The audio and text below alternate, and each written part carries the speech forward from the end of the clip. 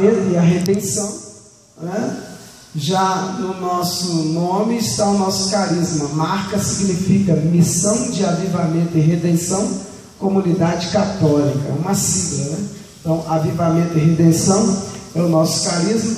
E hoje, por misericórdia de Deus, eu estou coordenador aqui do Ministério de Pregação na Diocese de Sete Lagoas, a pedido da Gisane, a nossa coordenadora diocesana. Eu, durante esse restinho de tempo de mandato dela, vou estar colaborando com ela, né? Meu irmão Vaguinho de Quidum, que mandou fogo aqui agora, nos ajuda no estado também, do Ministério de Pregação, né? Está aqui conosco. E o Pablo, que também hoje faz parte dessa equipe, né? Que é coordenador do Ministério de Música e Artes, né? Na Diocese. Graças a Deus, na Renovação Carismática Católica. Isso é uma graça muito grande para nós, né? Então, queridos, eu pedi a Deus uma direção para essa noite. A primeira coisa que Deus me falou é aquilo que o Senhor nos chamou a testemunhar nos tempos de hoje, que é o carro-chefe da comunidade Marco, que é justamente essa palavrinha, avivamento. Carisma é carisma, não tem jeito. Aquilo que Deus chama uma comunidade ou uma vocação para dar testemunho é impregnado. Então, onde eu vou, eu só consigo enxergar avivamento e redenção. Quando eu abro a Bíblia, qualquer palavra que eu abro, eu acabo levando a coisa para o avivamento e para a redenção. E uma coisa que Deus colocou muito forte no meu coração para esta noite é que esta vigília realmente é uma vigília profética, é uma vigília sobrenatural, é uma vigília poderosa, porque esta vigília, diferente de muitas outras, nós podemos dizer que é a vigília do avivamento. Aleluia! Por que é que Deus falou isso para mim? Porque Deus me deu uma palavra que eu tenho certeza que tem tudo a ver com a sua vida, sem excluir ninguém. Juízes capítulo 6. Essa palavra é para você hoje. Juízes 6.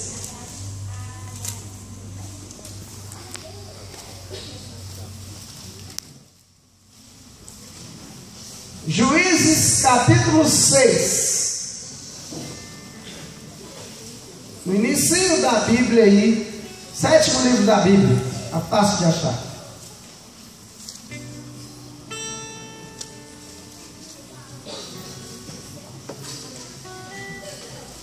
Acharam? Depois de Josué, antes de Ruth, Juízes capítulo 6. Gênesis, Êxodo, Levítico, Números, Deuteronômio, Josué, Juízes. Achou? Capítulo 6. Muito bem. Bom, antes de nós lermos a palavra, eu quero lembrar vocês que nós estamos vivendo um tempo profético. Nós estamos vivendo um tempo em que verdadeiramente o Senhor está levantando muitos profetas. Sabe por quê? Porque nós estamos na iminente volta do Cristo. Jesus está às portas. Ele está prestes a voltar. Isso nós temos certeza, justamente porque os sinais nos apontam para isso. Muitas coisas que estão escritas e que dá sinais de que a volta do Cristo está próxima, já está acontecendo nos dias de hoje. Então, Jesus, eu não tenho dúvida, Ele está às portas. Só que, meu irmão, minha irmã, também eu não tenho dúvida, que antes da segunda vinda do Cristo, Deus ainda há de derramar um poderoso avivamento sobre a face da terra. Sabe por quê? Porque a palavra de Deus diz em Timóteo capítulo 2, 1 Timóteo capítulo 2, versículo 5, que Deus não quer que nenhum dos seus se perca. E se Ele não quer que nenhum dos seus se perca, Deus vai fazer o possível e o impossível para arrebanhar todos e salvar a todos. Então, queridos, antes da segunda vinda do Cristo, eu não tenho dúvida, e é por isso que o Senhor está levantando homens e mulheres nos tempos de hoje para pagar o preço pela causa do avivamento. Homens e mulheres, como o Pablo disse muito bem hoje, que não conseguem dormir uma noite inteira, vira e mexe, ele acorda de madrugada, ele é incomodado por Deus, porque sente um desejo de falar com Deus, de orar mais, de encontrar mais com Cristo que ressuscitou. Homens e mulheres que vira e mexe durante o dia, ele sente uma vontade de rezar, de buscar a Deus, de estudar a palavra de Deus, de beber das sagradas escrituras. Deus está levantando nos tempos de hoje homens e mulheres que sejam dispostos a pagar o preço pelo sacrifício da sua própria carne, fazendo jejuns e penitência, porque se sentem incomodados. Deus está levantando nos tempos de hoje homens e mulheres que têm náusea, enjoo do pecado, que não querem viver mais uma vida de pecado. Homens e mulheres que anelam, que aspiram ao avivamento, que buscam algo novo. Meu irmão, minha irmã, eu quero começar essa pregação dizendo que o maior avivamento que a história da humanidade já viu, ele aconteceu quando a igreja recebeu o impulso missionário ali em Pentecoste. O maior avivamento que a humanidade já viu aconteceu na igreja católica apostólica romana. E o maior avivamento que está para vir, o maior avivamento que vai preceder a vinda de Jesus, o maior avivamento que vai preceder a volta do Cristo, ele não vai ser diferente. Ele vai vir pela igreja de Jesus, a igreja católica, a igreja dos profetas, a igreja dos homens e mulheres que pagam verdadeiramente o preço, a igreja dos mártires, que é a igreja católica. Deus está levantando nos tempos de hoje homens e mulheres católicos que fazem a diferença. Glória. Sabe o que a palavra fala? 2 Crônicas capítulo 7, versículo 14. Se o meu povo, que se chama pelo meu nome, olha, a palavra é para o povo dele, para a igreja dele. Se o meu povo, que se chama pelo meu nome, se humilhar, orar, arrepender dos seus maus caminhos, voltar a sua face para mim e me buscar, eu, Senhor, ouvirei do céu, perdoarei os seus pecados, sararei a sua terra, o seu país, a sua nação. Sabe o que a palavra fala? Que a sua santidade atrai o avivamento. A sua santidade atrai a glória de Deus. A sua santidade faz a diferença nesse país. É aí que Deus ouve, é aí que Deus escuta. Então fala para o seu irmão: meu irmão, o avivamento virá pela igreja católica. Pela igreja católica. Amém. Amém. É isso que eu vi nessa palavra. O povo de Deus, os israelitas precisavam de um poderoso avivamento num tempo. E olha, o avivamento só vem mediante um caos. O avivamento só vem numa situação de morte. Porque o que é avivamento? Avivamento é dar vida àquilo que está morto. Só pode haver avivamento se tiver alguma realidade morta. Senão não tem por que ter avivamento. Vai avivar o quê? Aquilo que já está vivo? Não. Tem que avivar aquilo que está morto. Então só pode ter avivamento se tiver primeiro uma realidade de morte. Amém? E é exatamente isso que o povo de Deus está vivendo. Vamos entender o que a Bíblia fala aqui. Capítulo 6 de Juízes. Os israelitas fizeram o que era mal aos olhos do Senhor, e o Senhor os entregou por 7 anos às mãos dos madianitas. E a mão de Madian se tornou pesada sobre Israel. Para escapar a Madian, os israelitas utilizaram das covas das montanhas, das cavernas e dos esconderijos. Cada vez que Israel semeava, subiam os de Madian e os Amaleques, e com eles os filhos do Oriente subiam contra Israel, e acampando junto aos israelitas, devastavam os produtos do solo, até as vizinhanças de Gaza. Não deixavam a Israel nenhum meio de sobrevivência, nem um cordeiro, nem um boi, nem um jumento, pois chegavam com suas cáfilas e suas tendas, tão numerosos como gafanhotos, em tal multidão que não podiam contar, nem eles, nem seus camelos, e invadiam a terra para arrasar. Assim, Israel ficou enfraquecido por causa de Madian, e os israelitas clamaram a Deus. Tendo os israelitas clamado a Deus por causa dos madianitas, Deus enviou-lhes um profeta e lhes disse: assim diz Javé, Deus de Israel: eu vos fiz subir do Egito, e vos fiz sair da casa da escravidão.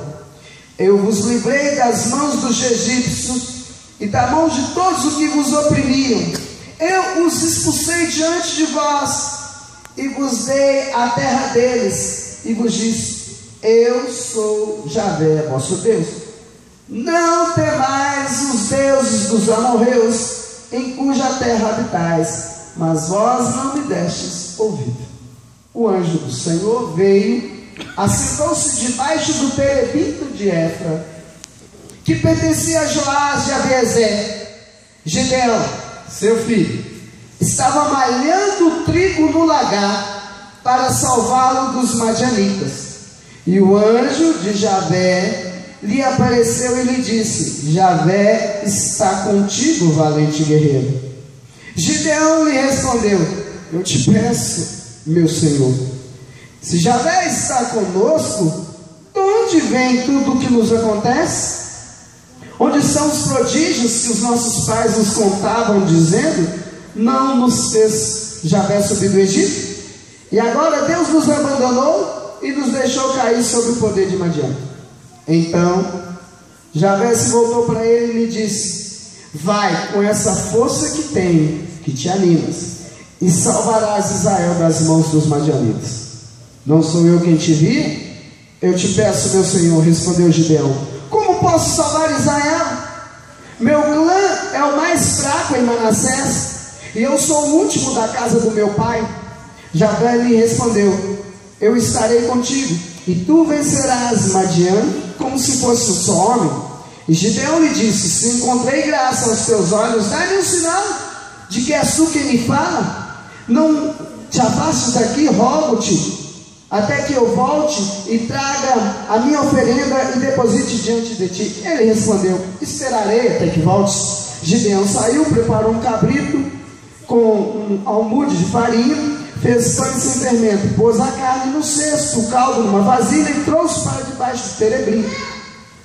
Quando se aproximava, o anjo do Senhor lhe disse: toma a carne, os pães sem fermento, coloca sobre esta pedra e derrama o caldo sobre ele. Gideão assim fez. Então o anjo do Senhor estendeu a ponta do cajado que tinha na mão, tocou na carne e os pães sem fermento. O fogo se ergueu da pedra, devorou a carne os pães sem fermento, e o anjo do Senhor desapareceu aos seus olhos. Então Gideão viu que era o anjo do Senhor e exclamou: ah, meu Senhor Javé, eu vi o anjo face a face. Deus lhe disse: a paz esteja contigo, não temas, tu não morrerás. Gideão ergueu ali um altar a Deus e o chamou: Deus é paz, Javé é paz. E esse altar está ainda hoje em Éfra de Abiezer. Essas são para nós palavras do Senhor. Graças a Deus. Beija a tua palavra e aplauda a palavra de Deus nessa manhã. Aleluia. Veja, Gideão está vivendo num contexto muito preocupante e muito desafiador. Olha a situação que esse homem vive. Ele é um israelita que agora está debulhando trigo no lagar. Para quê? Para esconder dos madianitas. Porque a palavra conta que os madianitas plantavam e alimentavam os seus animais, os seus gados, para que eles reproduzissem, e a terra do povo de Deus fosse uma terra próspera, no qual eles pudessem alimentar as suas próprias casas, a sua família, os seus filhos.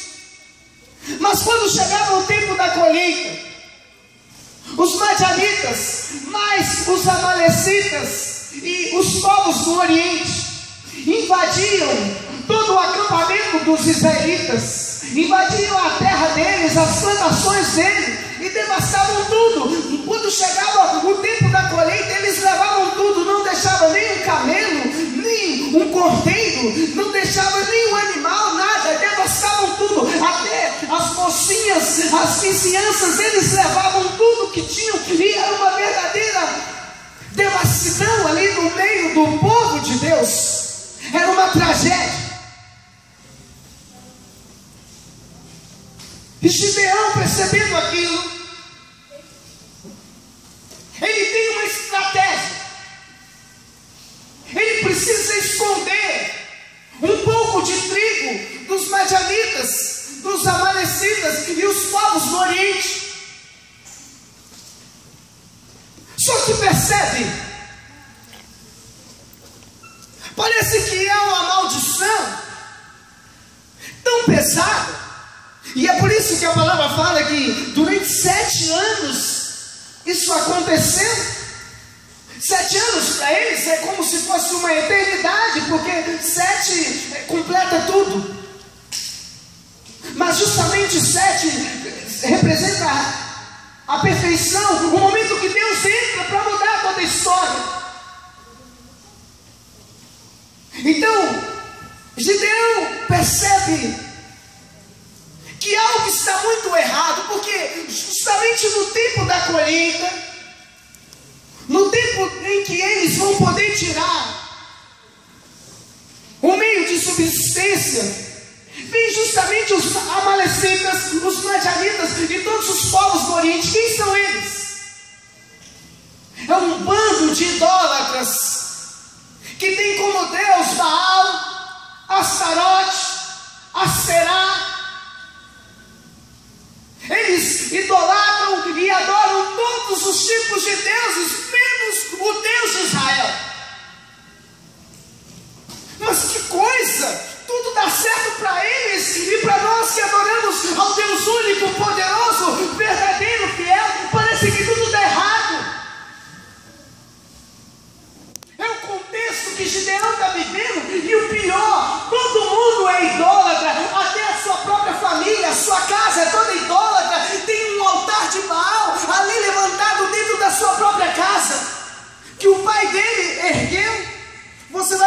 a partir do versículo 25, que Deus depois fala para ele: vai lá e destrói tudo que o seu pai fez, todo o altar que está lá erigido para Baal. Ou seja, todo o contexto que Gideão vive é um contexto de idolatria, é um contexto de promiscuidade, tudo errado. Só ele adora a Deus verdadeiramente. Só Gideão faz as coisas em Deus. Todo mundo errado. Então ele, instruído pelo Espírito Santo, que a palavra vai dizer que depois ele foi tomado pelo Espírito, mesmo sem perceber, ele está ali debulhando o trigo no lagar. Meu irmão, eu preciso dizer a você nesta manhã: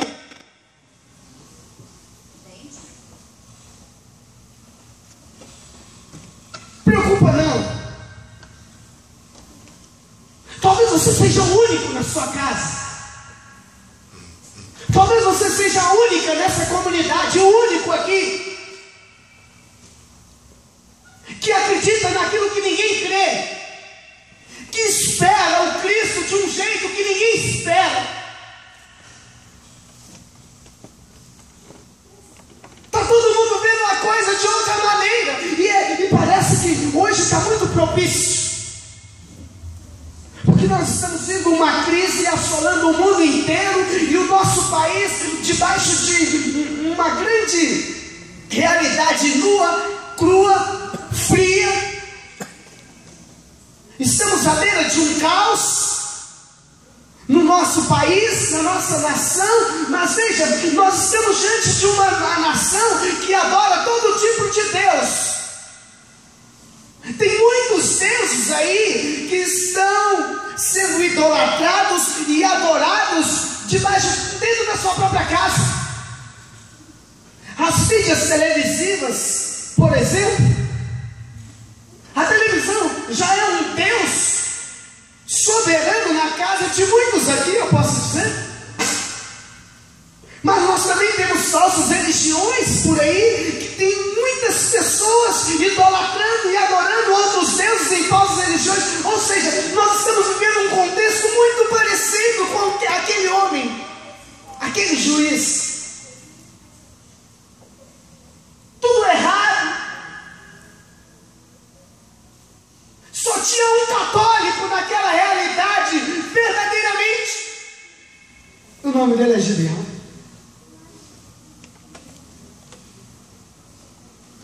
Pode ser que você esteja vivendo 7 anos de trevas, 7 anos de penúria. Tudo que você faz não dá certo, tudo que você tenta não vai para frente. Minha irmã, meu irmão, a sua casa está virada de cabeça para baixo. Há quanto tempo você tem orado pela conversão da tua família e não vê resposta? Parece que a sua oração está batendo num céu de bronze, ela vai e volta, ela não alcança o coração de Deus. Tudo que você fez até hoje foi em vão, foi tempo perdido. Você tentou de um jeito, tentou de outro, mas não encontra resposta. Gideão parecia que estava sentindo daquele mesmo jeito, daquela mesma forma, mas mal sabia ele, meu querido, mal sabia ele, minha querida, que ele estava vivendo o 7º ano de tristeza na tua vida. E 7 significa perfeição. Talvez você viveu esse tempo todo até aqui, como eu disse, nessa vigília profética,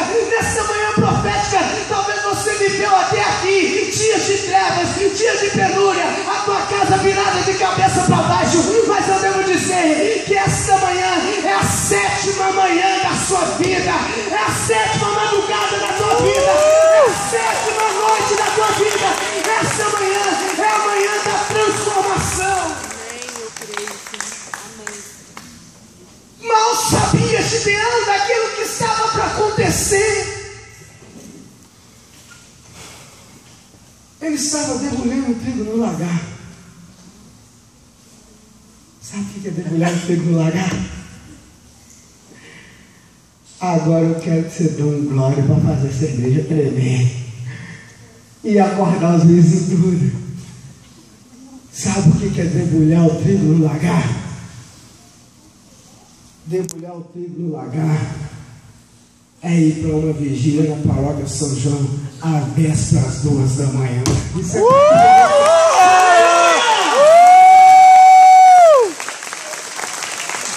Ele estava debulhando o trigo no lagar.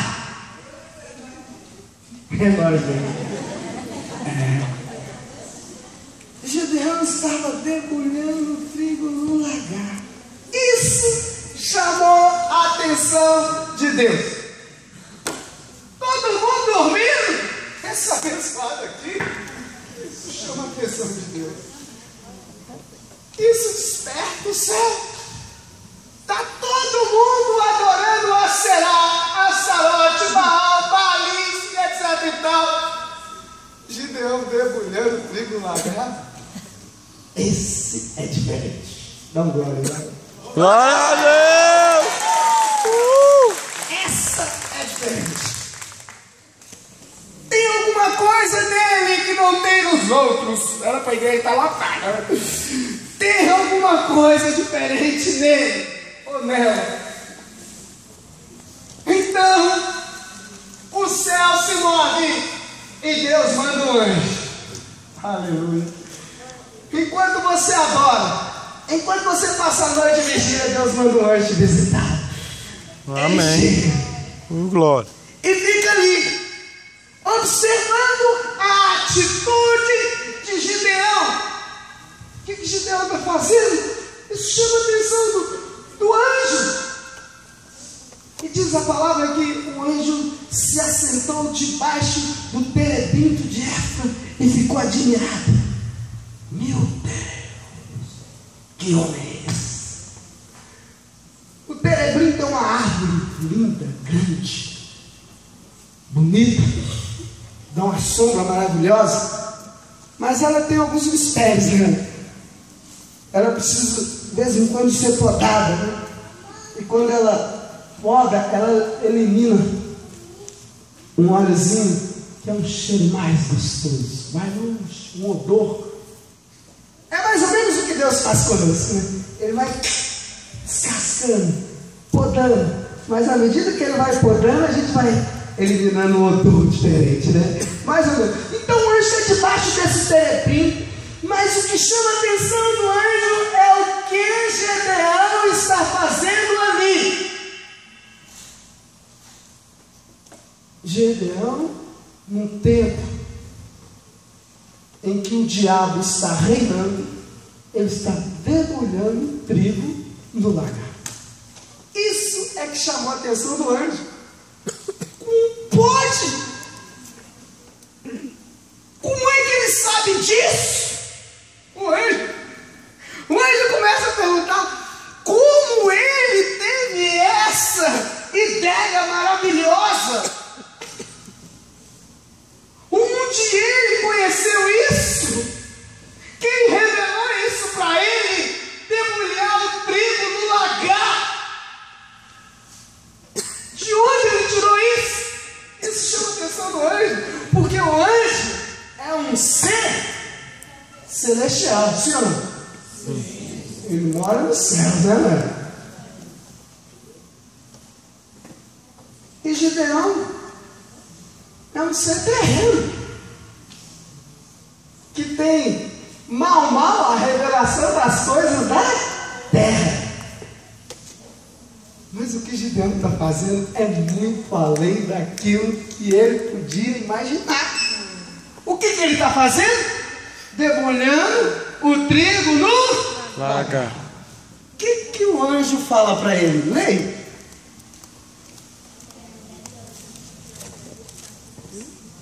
O quê? O anjo veio e se assentou debaixo do terebinto de Éfron, versículo 11.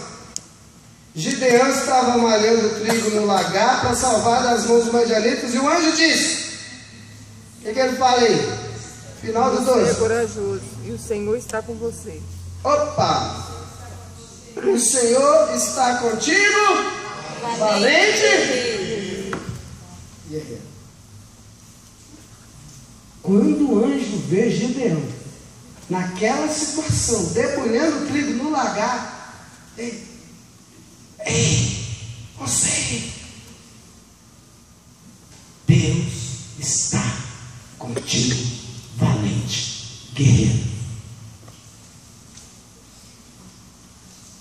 Por quê? Eu já explico. Lagar não é lugar de malhar trigo. Lagar é lugar de amassar as uvas. Gideão está debulhando o trigo no lagar. Se você continuar lendo, você vai ver lá na frente que vai falar que eles usam o lagar para amassar as uvas, que é o lugar certo. Mas aqui o que Gideão está fazendo? Ele está debulhando o trigo no lagar.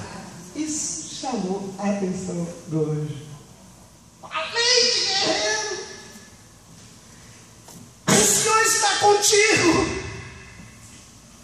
Deus está contigo. Lembra quando Jesus queria saber como é que estava o ibope dele? Aí ele chegou lá em Cesareia de Filipe, os apóstolos, aqui, vou dizer do povo aí, quem o povo está falando que eu sou? Jesus quer saber o ibope dele. Quem que estão falando que eu sou? Aí quem quer falar? Uns dizem que o senhor é Elias, outros João Batista, outros Jeremias, uns acham que é um profeta. E vós? Quem dizeis que eu sou? Aí o que acontece naquela hora? Pedro levanta. O que ele fala? Tu és o Cristo, o Filho de Deus? O que acontece com Jesus, gente? Jesus, Pedro?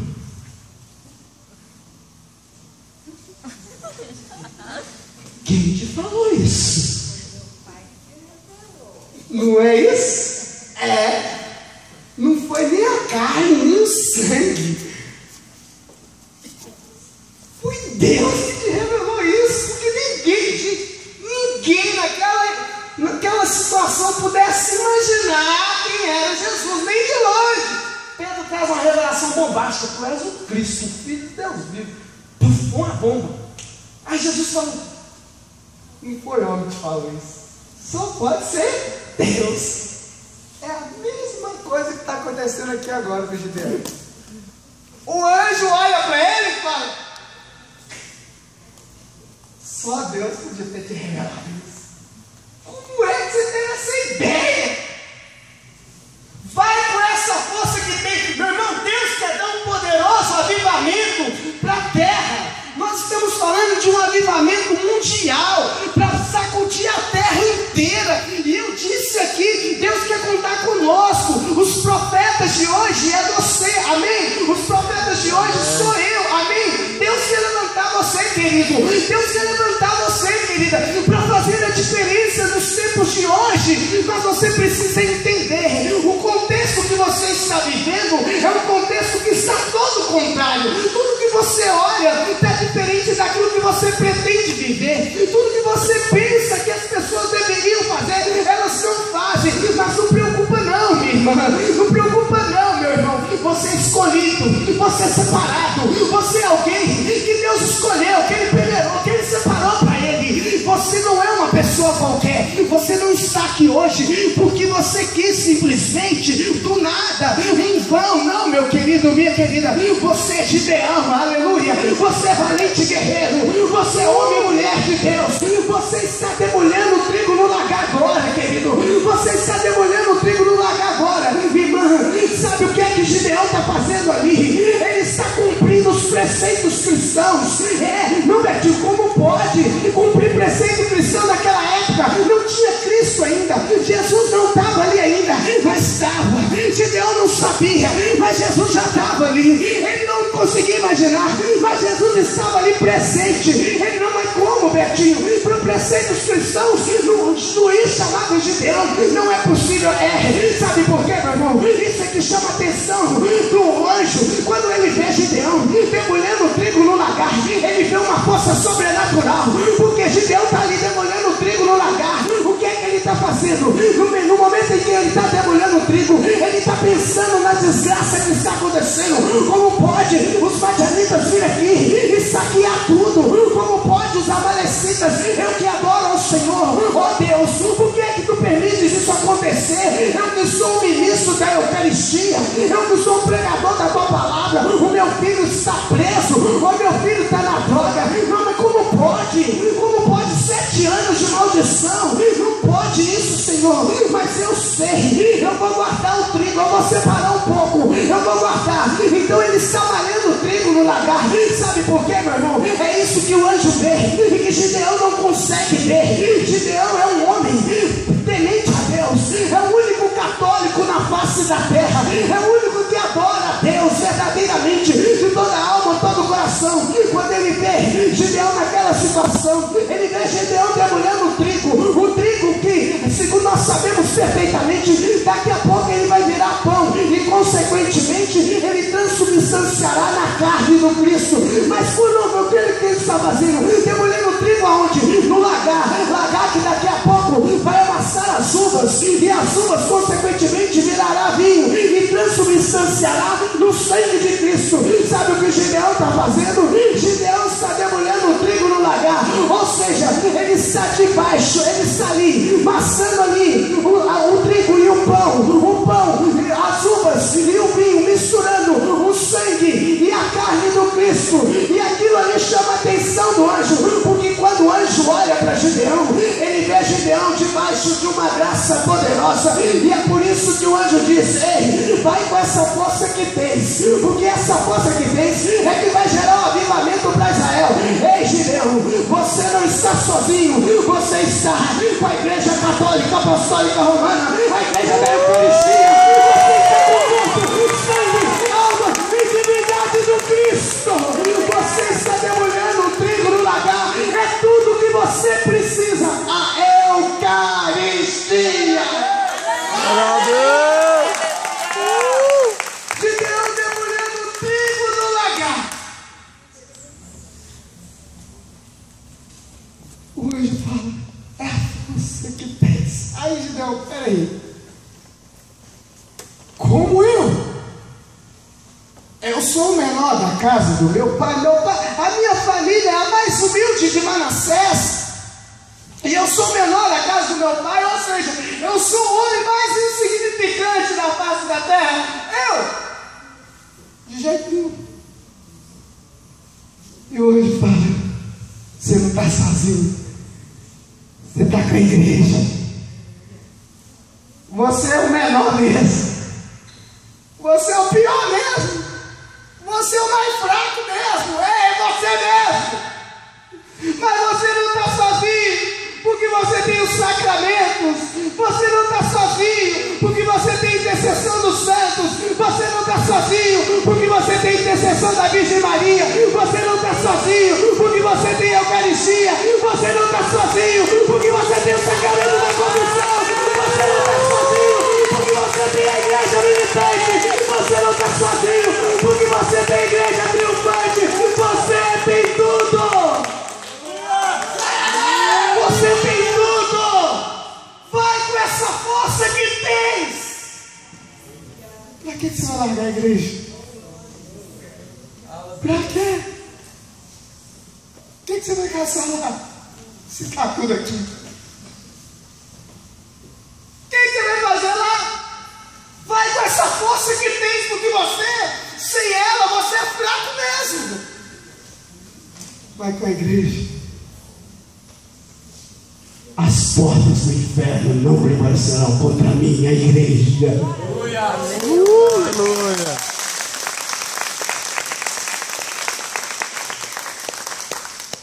Então, Gideão, se o senhor está aqui de verdade mesmo, então espere eu ali buscar um cozido para o senhor, para me ter certeza que é o senhor mesmo.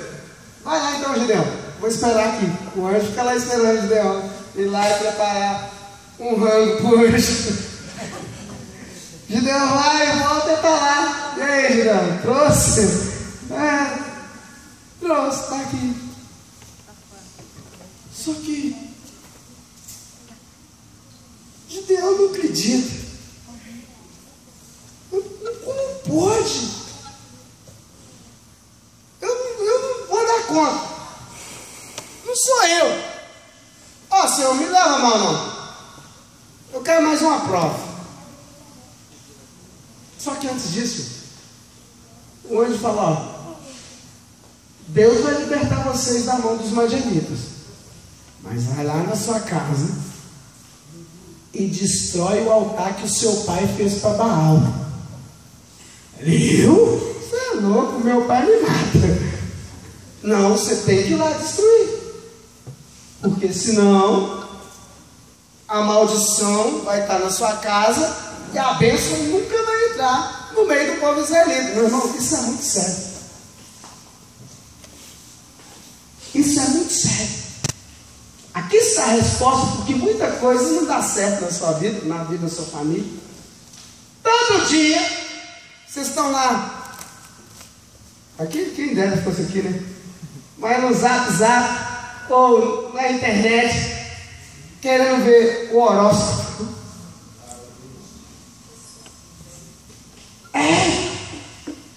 Tem gente que acha que não tem problema aí no espiritismo e na missa. Tem gente que acha que tudo pode. Superstição, superstição, superstição, superstição. Ou mal sabe você está traindo maldição na tua casa. A nossa fé é uma fé pura. Eu acabei de citar um monte de coisa aqui que a gente tem. Eucaristia, a Virgem Maria, a intercessão dos santos, sacramentos, todos à nossa disposição. Você precisa de mais o quê? Para que mais o quê? Se você tem tudo. Na verdade, tudo é artimanha de Satanás. Para quê? Para você levar contaminação para dentro da sua realidade. Esse negócio de simpatia aí não é igreja católica não, viu, gente? Vocês podem procurar em qualquer lugar, menos na igreja católica, vocês vão achar. Simpatia não existe na doutrina católica. Não existe. Nenhuma. Nenhuma. Mas aquela do santo não é da igreja.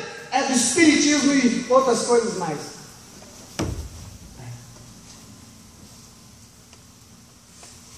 Não ficou aí para mim nessa cara não, porque eu também pensava que era. Quando eu vi que não era, eu quebrei a cara. Eu fiz muitas. Gás de arruda na orelha. Planta comigo ninguém pode para tirar mal olhado. Não tiro não, filho. Você não vai dobrar seu joelho, chorar, passar a vigília. Se Deus não vai... O que tira uma olhada é isso que você está fazendo agora, debulhar trigo no lagar.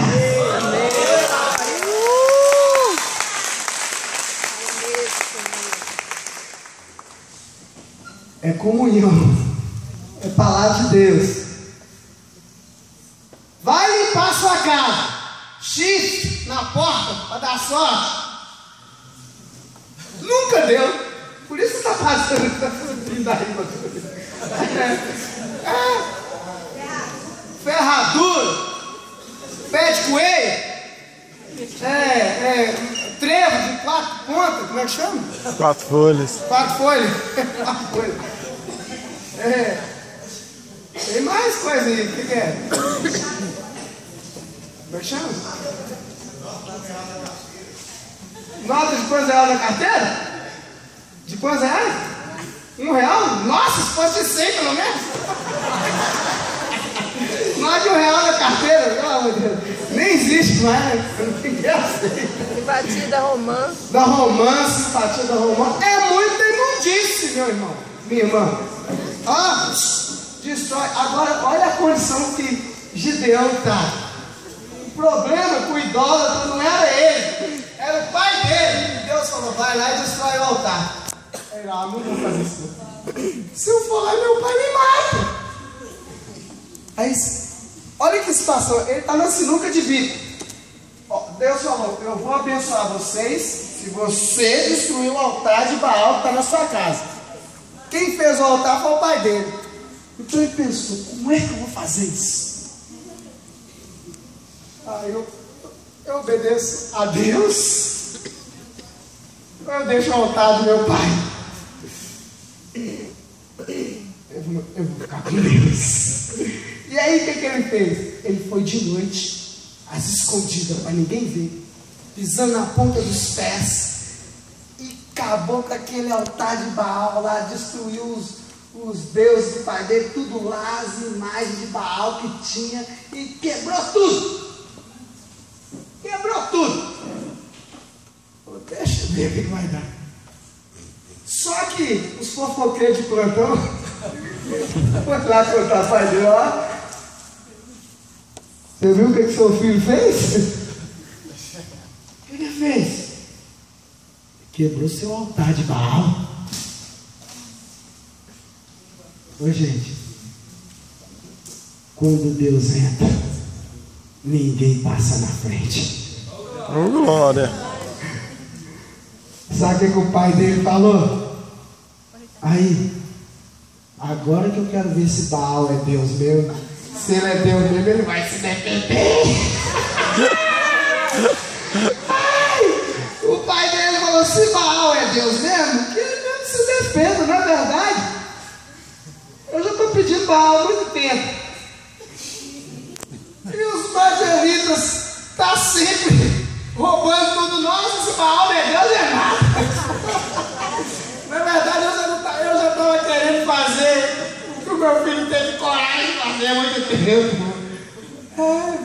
Talvez você vai precisar arrancar o chifre lá com medo do seu pai lá. Arranca escondido, deixa só um pouquinho contar lá.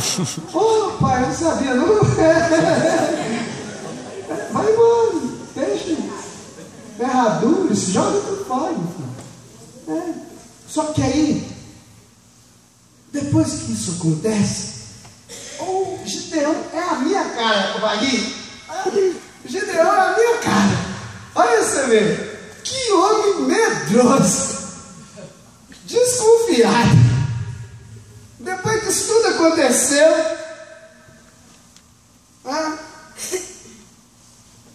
o Senhor disse para ele, o anjo, o Espírito do Senhor está sobre sua vida. Você está cheio do fogo. Você está batizado. Você está pronto. E disse para ele assim, o Espírito do Senhor revestiu Gideão. Ele soou a trombeta de Abiezer e se agrupou à sua retaguarda. Gideão enviou mensageiro a todo Manassés, que também se agrupou à sua retaguarda, e enviou mensageiros a Azé, Zabulon e Neftali. E eles subiram ao seu encontro. Só que Gideão volta para o anjo e fala, Deus, é o seguinte, eu não estou acreditando muito nesse aí não. Eu quero mais uma prova. Eu vou fazer o seguinte, eu vou pegar um novelo de lã, de um cordeiro, e vou jogar aqui, nessa madrugada. É sempre de madrugada que as coisas acontecem. Aleluia. Eu vou deixar ali o novelo de lã. E o negócio é o seguinte, para mim saber se é o Senhor mesmo, amanhã de manhã eu vou vir aqui olhar. Se o novelo estiver encharcado do sereno e toda a terra seca, eu vou acreditar que é o Senhor mesmo. Combinado? Aí o Senhor, tá bom, Júlio, vou te dar mais essa chance. Você saber que eu estou contigo. Aí, de manhã cedinho, Gideão corre lá. Posso que não é Deus nada, né? Ele chega lá. O novelo está impregnado, encharcado, todo molhado, e a terra em volta toda seca. Ele falou: pode. Me veio uma palavra aqui. Já que nós estamos hoje entrando na quaresma. Entrando na quaresma? Saindo da quaresma, na Semana Santa, entrando na Páscoa. É porque a palavra é da quaresma mesmo. Isaías 53. Ai, meu Deus, cadê? Mas tudo bem, vocês leram. O novelo que ele jogou ali estava encharcado, molhado, e a terra em volta toda seca. O que é que Gideão viu ali? O Cristo, todo impregnado na cruz, banhado pelo sangue, porque o novelo é a pele do cordeiro que foi arrancado dele, né? E ele ali, estirado na cruz, todo encharcado, impregnado, o sangue. Essa era a prova que Gideão queria, para saber se Deus estava com ele. O preço do sangue de Jesus. E ele veio o novelo todo encharcado, todo molhado, e a terra toda seca. Por quê? Porque quem matou Jesus foram os nossos pecados. Foi uma terra seca, foi uma terra árida, foi um terreno árido, um terreno seco, um coração seco, um coração pecaminoso. Esse coração matou Jesus, fez Jesus banhar todo, o velo de lã ser impregnado, encharcado, ali no alto da cruz. É por isso que Gideão viu aquela terra seca, aquele povo seco, e Jesus impregnado, derramando todo o sangue dele no alto da cruz do madeiro. É o suficiente, sim ou não? Sim ou não? Sim. Deus está com ele, sim ou não? Sim. Só que Gideão volta lá e fala: Deus, me desculpa, me dá mais uma prova. O homem é trouxa. Eu prometo que é a última. Eu vou fazer o seguinte: nessa segunda madrugada eu vou pôr o novelo aqui de novo. As coisas só acontecem de madrugada. Ele jogou o novelo. Agora eu quero o contrário. Se o novelo estiver seco e a terra toda encharcada, eu vou acreditar que o Senhor está comigo. Ele estava procurando uma forma de não acreditar em Deus. Então, quando foi no outro dia de manhã, Gideão, aposta que está tudo do mesmo jeito de ontem. Que ele olhou, um novelo seco e a terra encharcada. Eita, mistério. Era tudo que ele precisava. Jesus disse assim: ei, é preciso que eu vá, porque se eu não for, o outro parágrafo não virá a voz. Quando eu for, eu do alto dos céus derramarei do meu espírito sobre toda a terra seca, sobre todo o ser vivo.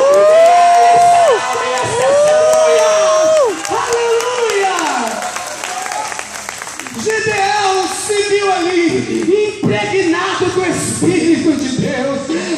O Senhor já não está mais encharcado. Agora quem está encharcado é o homem, o Filho do homem, cheio do Espírito Santo de Deus. Gideão vai com tudo. Irmãos, olha que homenzinho abençoado esse Gideão. Ele vai volta para Deus, tá bom, eu aceito, eu vou. Mas deixa eu falar uma coisa para o senhor. O meu exército está muito pequeno. Eu só tenho 32 mil homens, Deus. Como é que eu vou fazer? Eles é igual uma nuvem de gafanhoto, é muita gente, camelo. Eles têm tanta gente que vem como uma nuvem. E eu só tenho 32 mil homens. Ô, Betinho, eu não tenho problema na minha casa, só eu. E mais meu irmão, minha irmã, sei lá, minha mãe, meu filho, mais ninguém. Meu exército é pequeno demais para tanto problema. Sabe o que Deus falou para Gideão? Gideão, quer saber uma coisa? Tem gente demais aí nesse exército seu. Desce lá e grita lá no meio daqueles homens lá. Quem for tímido e corajoso para voltar para casa. Eu não quero tímido e medroso para voltar para casa. Que eu quero só corajoso. Ah, que isso, Deus? Todo mundo lá é corajoso. Não, mas vai lá e fala. Não, não precisa não. Vai lá. Fala que eu quero ver quem que é corajoso mesmo. Eu não quero tímido e medroso com você. Eu só quero corajoso. Aqueles que têm coragem de virar uma vigília. Eu quero esse. Tem coragem de fazer jejum, penitência. Eu quero esse que reza o rosário, santo terço.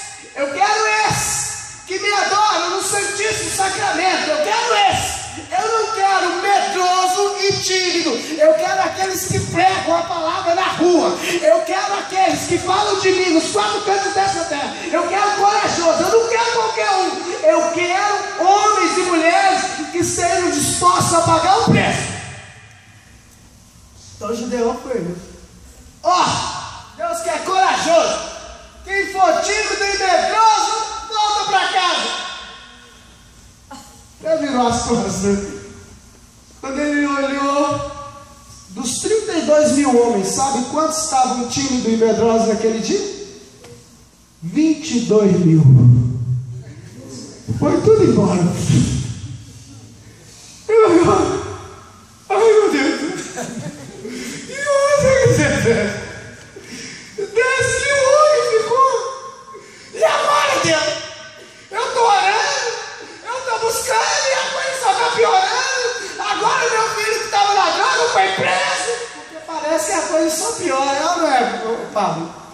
Parece que a coisa só piora. A situação para ele estava ficando mais difícil. Só que quem está no controle é Deus. Aleluia. Quem controla tudo é Ele. Aí ele falou, Deus, e agora? O que eu vou fazer? 10 mil homens. Sabe o que Deus falou para ele? Quer saber de uma coisa, Deus? Tem gente demais. Ele quase deu uma parada cardíaca. Quase que ele morreu de dengue. Zika. Está todo mundo morrendo de dengue, de zika. O quê? 10 mil homens subiu tanto gente lá. Deus falou, desce com eles as águas. Aqueles que beberem a água como um cão, você põe a parte. E aqueles que tacarem um bocão lá, a mãozona na água lá, você põe outra parte. Esses aí eu nem quero ver. Vou mandar tudo embora. Eu quero aqueles que vão lamber a água como cachorro. Como é que cachorro bebe água, gente? É assim? Esse eu quero. Poxa. Eu falava para o Nuno hoje, lá em casa. Escolha sempre a parte mais difícil. Né? A porta estreita. Escolha sempre a parte mais difícil. É com esse que Deus quer trabalhar. Lambe a água se precisar. Então ele desceu com eles as águas e ficou olhando. Tacava um bocão na água, ele põe a parte. Quem lambia a água, ele separava do outro lado. Dos 10 mil homens, sabe quantos tacaram o bocão na água? 9.700. Vou mandar tudo embora. Sobrou quantos? 300. Ele quase deu um filho. Quase que um homem pariu um filho.